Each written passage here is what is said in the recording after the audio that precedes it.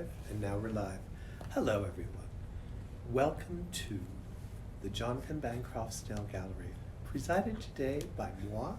And Brian's telling me to suck in my gut. It's the way I'm sitting. At least he didn't tell me to get a haircut. Okay, so what do we have to talk about today? The first thing is to correct some misinformation from Tuesday. And what really pisses me off is that once again, Brian was right and I was wrong. So, what was that information, that misinformation? In here, you can see, if Brian would get off his butt and show it. Okay, you can see there a blush. Now, usually a blush is a transfer from the piece beside it, except in this case, as described to us by Valerie Metcalf, who told me that I had made no errors, and now I find out that I did. Okay, so this glaze here has actually, because Valerie throws so finely, the iron oxides have been pulled through and surfaced over here.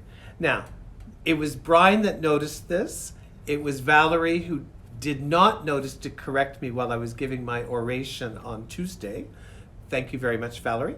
But anyway, so that is the case of what has happened here. Now, that was not picked up by Valerie. That was instead found out by deductive reasoning by the man behind the camera, which is just an indication that he's too smart for his own good. Okay, so there you go. That is the information there.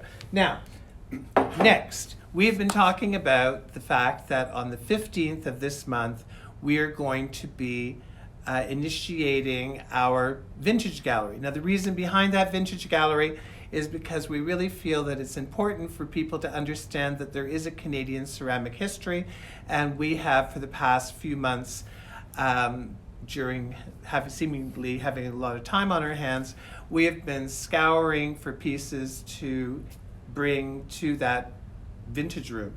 And I thought that I would here show you a piece by Axel Ebring. Axel Ebring is one of the pioneers of contemporary Canadian ceramics, and his work and his glazes are highly sought after. This particular piece, as you can see underneath here, is from Vernon, BC.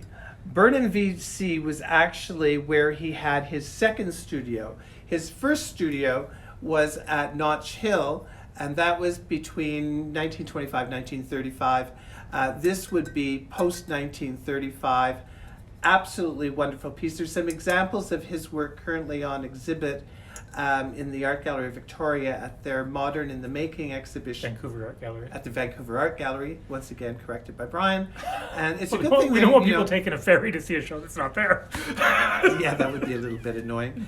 But anyway, so the glaze is wonderful. Historical work, his work is eagerly sought after, and you'll be able to eagerly search it out on the 15th when our vintage room opens. So there we go. Now, sticking with BC, leaving Manitoba behind, we are now going to talk about the work of Kinichi Shigeno. Kenichi is a Japanese Canadian of immense talent who, born in 1953, making him, never mind, I was going to relate him to my age, forget that. Making him, don't forget, Valerie's birthday, by the way, is on Saturday. We've already placed 6 of her mugs. Feel free to get in touch. Anyway, so here we've got Kinichi Shigeno. Now, Kenichi's porcelain works and the quality of his work is absolutely extraordinary.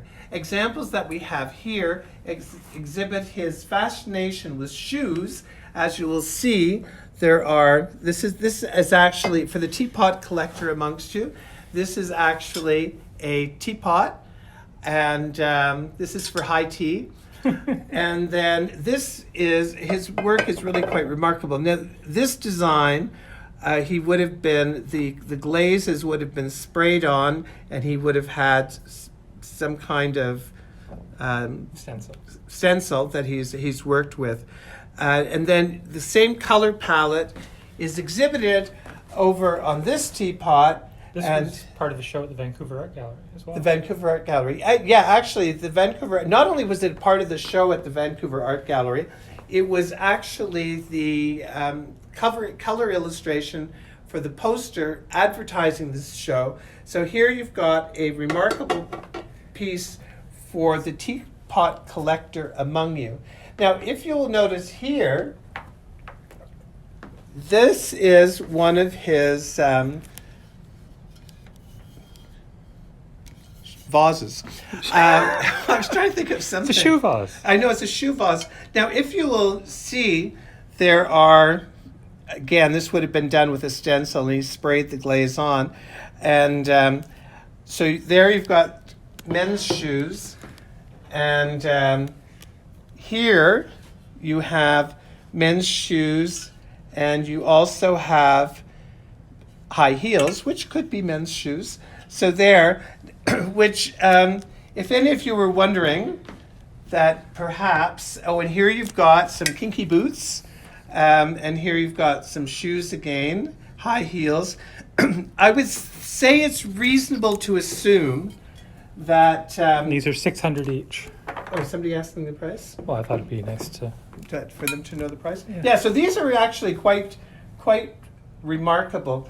And then here you have a remarkable piece of shoes with, and this is hand painted. This is not stenciled. You can see the difference here, the thickness of the glaze and everything, and it just doesn't have that sprayed effect. Also, the little gold dots are quite different. Nice little gold lift, and here you've got the Kinichi Shigeno signature. Kenichi is really quite talented. He's also a member of Fired Up. Fired Up, of course, is that extraordinary group of ceramic artists that every year have an exhibition in Chosen, which unfortunately was canceled this year due to COVID. And then here you've got one of, again, throw-in box, but that's 125, that's not 25. And again, he's used some stencils, and there you've got, so that's that. Now, here you have a porcelain glove. I have a porcelain glove of his at home, which is holding a porcelain shoe. But here you can see that that the underglaze painting, where he studied underglaze painting in that really remarkable Arita in Japan. But again, beautifully executed. And so it would appear that Kenichi's really fascinated with the extremities.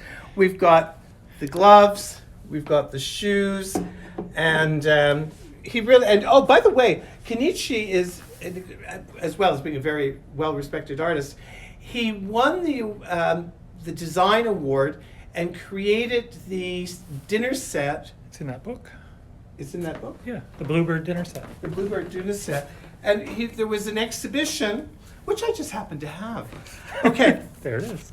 So here you have the Bluebird set. This was 1991. And remember, in 1991, he had only been in Canada for, in BC, rather, doing ceramics for 7 years. But his birds are really quite remarkable and beautiful underglaze. So this, if they haven't broken them all, is what you're going to get if you're having a dinner at the British Columbia's Lieutenant Governor's house. So there you go. By the way, if anybody's looking for a source book on studio ceramics in Canada, Gail Crawford did this in 2005, and Brian and I sold many copies of it. But it's really good because it's in the way that she's broken everything down. So it's hard to find. We've also sold a number of pieces in that book. Well, we've sold a lot of pieces in that book. As a matter of fact, that one is in BC. We sold that one to Diane. And actually, there's a lot. And also, if you'll notice, there's a lot of signatures in this book. It's really Harlan House. I spoke about him yesterday on our morning minutes. And then, of course, you've got Kenichi. You've got there's lots. That's what all these little blue dots are. Blue dots. So anyway, there you go. And there's good old Tam Irving. and Sally Mishner. Don't forget, Sally Mishner, we've got lots and lots of dogs by Sally. Also, if any of you are looking for a short fix, remember that on the Ceramic London Instagram, that's where every day I post the mini vase moment, of which most of them are mini vases. And remember that this is September, and this month we're going to have some lots of exciting things happening. And there you go. And obviously today being Thursday, and Brian and I wanting to have lunch, I'm going to say goodbye. Thank you.